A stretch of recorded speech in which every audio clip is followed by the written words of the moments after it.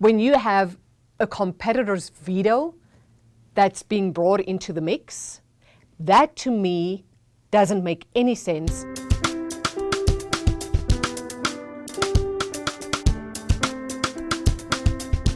In Nevada, there are laws on the books that say that you can't start a business or expand your business unless you ask for permission from existing businesses first. We call those laws the competitor's veto.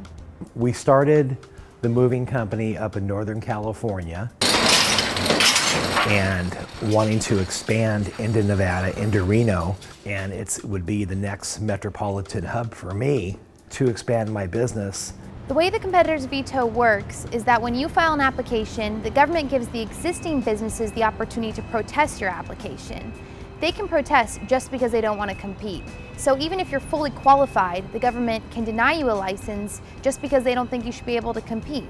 They're not allowing fair competition. We're a small business and our growth is being restricted. At this point, I can only operate 7 vehicles point to point in Nevada. Danell already has 8 other limos that she uses in California, but she can't use those limos in Nevada without asking the state and her competitors for permission first.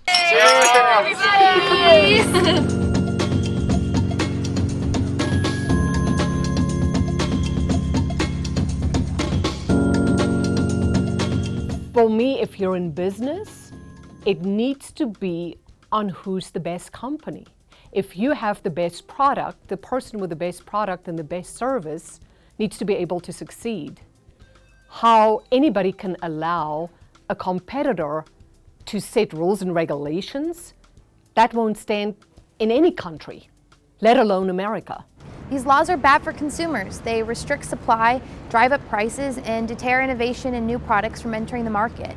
When I think of either American history or sound economics, the notion of a competitor's veto or the idea that one competitor should be able to have a say over whether someone else enters an industry or not is bad economics. It is un-American.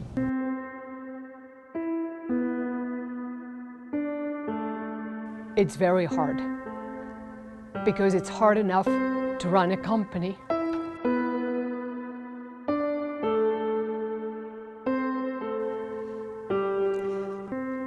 It's very emotional.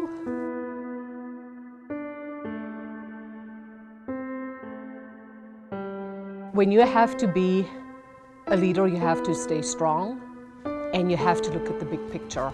Danell Perlman is fighting in Nevada for the right to earn a living, and that right applies to entrepreneurs in every state. Pacific Legal Foundation is dedicated to defending the right to earn a living from arbitrary government interference across the country.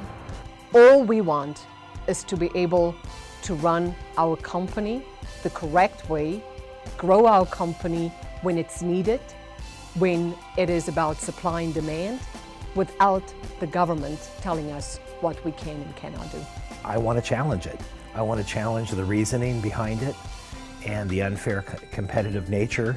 By Pacific Legal Foundation standing up, having a platform for people with struggles, there's hope. Because at the end of the day, if we do not have small business in America, that will be the end of this country.